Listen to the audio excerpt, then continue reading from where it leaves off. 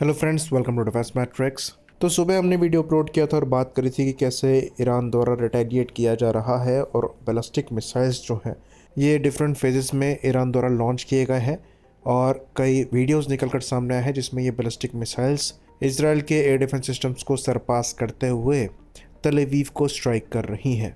तो सुबह हमने चर्चा करी थी कि कैसे 150 मिसाइल्स लॉन्च होने पर करीबन 9 हिट्स बताए जा रहे हैं। तो जो इजरायली एयर डिफेंस सिस्टम्स हैं वो अपना काम कर रहे हैं। कोई भी air defence system full proof नहीं होता है और इसलिए यहाँ पर कुछ बैलिस्टिक मिसाइल्स इनको सरपास करते हुए हिट कर रही हैं। तो ग्राउंड में डैमेज भी हुआ है और अच्छा खासा हुआ है। बाकी ईरान द्वारा ये क्लेम किया जा रहा है कि खाली तल अवीव से ही पिक्चर्स आ रही हैं क्योंकि वहाँ पर ज़्यादातर लोग बसे हुए हैं, तो वो अपने कैमरे से चीज़ों को रिकॉर्ड कर रहे हैं। लेकिन इसराइल के दूसरे इलाकों में भी जो इनकी बैलिस्टिक मिसाइल्स हैं उन्होंने अच्छा खासा डैमेज किया है। इवन सुबह होने के बाद भी ईरान की साइड से बैलिस्टिक मिसाइल्स का आना और अनमैन्ड ड्रोन्स का आना बंद नहीं हुआ, लेकिन फिर भी जो इजरायली एयर डिफेंस सिस्टम्स हैं वो काम करते रहे, जो कि शोकेस करता है कि दोनों की साइड से कितने रोबस्ट सिस्टम को इस्तेमाल किया जा रहा है। इवन कई बैलिस्टिक मिसाइल इंटरसेप्शन जो है ये एक्सो एटमॉस्फेयर में हुए हैं, जो कि मोस्ट लाइकली इजरायली एरो 3 और अमेरिकन थार्ड द्वारा किए गए हैं, जो कि इसराइल के साथ सर्विस में है। साथ में आपको ये भी हम बता दें कि जो अमेरिकन वॉरशिप्स हैं उनके द्वारा भी इन बैलिस्टिक मिसाइल्स को बीच में इंटरसेप्ट किया जा रहा है। तो ये कौन कौन सी बैलिस्टिक मिसाइल्स हैं इसके बारे में हमने सुबह ही चर्चा करी है। तो ये कितनी इफेक्टिव है ये भी दिखाई दे रहा है।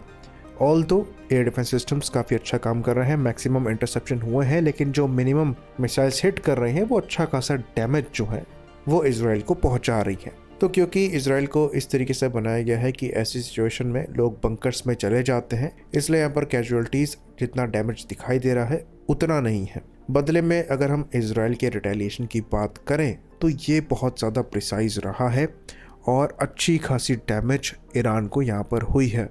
इसके पीछे बड़ा कारण यही है कि जो ईरान का एयर डिफेंस है वो काफ़ी ज़्यादा वीक है। इनकी जो एयरफोर्स है वो वैसे ही विंटेज प्लेटफॉर्म्स को फ्लाई करती है, साथ में जो इनके एयर डिफेंस सिस्टम्स हैं ये भी काफ़ी विंटेज हो रहे हैं। इनके जो डोमेस्टिक एयर डिफेंस सिस्टम्स हैं उन्होंने भी बहुत अच्छे से काम नहीं किया है। ऑल्दो कुछ इंटरसेप्शन ईरान के ऊपर भी हुए हैं। इवन ईरान की मीडिया द्वारा ये क्लेम किया जा रहा है कि कम से कम 2 फाइटर प्लेटफॉर्म इसराइल के शूट डाउन हुए हैं। कई जगह पर इनको F-35 बताया जा रहा है, पर कोई प्रूफ यहाँ पर शोकेस नहीं करे गए हैं। वहीं पर इसराइल के अटैक की बात करें तो इसराइल द्वारा पहले तो जितने भी लॉन्चिंग म्यूनिशन ईरान की साइड से लॉन्च किए गए हैं उनको इंटरसेप्ट किया जा रहा है। यहाँ पर इसराइल और जॉर्डन के साथ साथ यूनाइटेड स्टेट्स भी शामिल है। वीडियो फुटेजेस हैं जो जॉर्डेनियन F-16 हैं उनके द्वारा air to air missile launch करके इनको शूट किया जा रहा है। वहीं पर इसराइल द्वारा अपने अपाचेस को इस्तेमाल किया जा रहा है इनको शूट करने के लिए। साथ में स्टैंड ऑफ रेंजेस से प्रिसीजन एयर स्ट्राइक भी इसराइल द्वारा करी जा रही है, जिसके अंतर्गत जो ये अपनी बैलिस्टिक मिसाइल्स लॉन्च कर रहे हैं उनको प्रिसाइजली डिस्ट्रॉय किया गया है।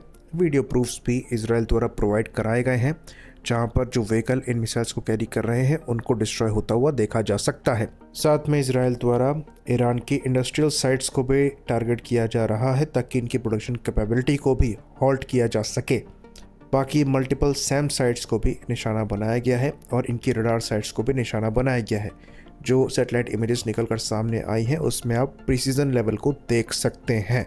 बाकी इनकी इकोनॉमिकल कैपेबिलिटी को ख़त्म करने के लिए इनकी ऑयल रिफाइनरी को भी निशाना बनाया गया है। साथ में इजरायली एयरफोर्स का दावा है कि दोबारा से स्ट्राइक्स में ईरान की टॉप मिलिट्री लीडरशिप को तो टारगेट किया ही गया है, साथ में इनके जो न्यूक्लियर वेपन एक्सपर्ट्स हैं उनको भी यहाँ पर टारगेट किया गया है और मोस्टली जितने साइंटिस्ट यहाँ पर इन्वॉल्व थे न्यूक्लियर वेपन्स को बनाने के लिए वो अब मारे जा चुके हैं।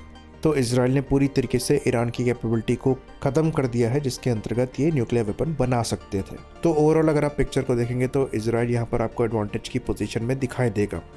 डेफिनेटली वहाँ पर मिसाइल हिट हुए हैं पर कोई बहुत बड़ा नुकसान नहीं हुआ है। इसके कंपैरिजन में अगर आप ईरान की बात करेंगे तो उनकी इम्पॉर्टेंट मिलिट्री लीडरशिप ख़त्म हो चुकी है, उनके इम्पॉर्टेंट न्यूक्लियर साइंटिस्ट एलिमिनेट हो चुके हैं। साथ में इनकी न्यूक्लियर साइट्स को टारगेट किया गया है, रिफाइनरी को टारगेट किया गया है, मैन्युफैक्चरिंग कैपेबिलिटी को टारगेट किया जा रहा है, इनकी बैलिस्टिक मिसाइल लॉन्च फैसिलिटीज़ को टारगेट किया जा रहा है और वो भी इसराइल द्वारा फ्रीली किया जा रहा है। तो क्लियरली यहाँ पर इसराइल के पास एडवांटेज है और चीज़ों को देखकर ऐसा लगता है कि ये लड़ाई ज़्यादा लंबा नहीं चलेगी। आई होप इन्फॉर्मेशन यहाँ पर क्लियर रही हो। इसी बात पर इस वीडियो को हम ख़त्म करेंगे। लाइक करिए, सब्सक्राइब करिए। जय हिंद।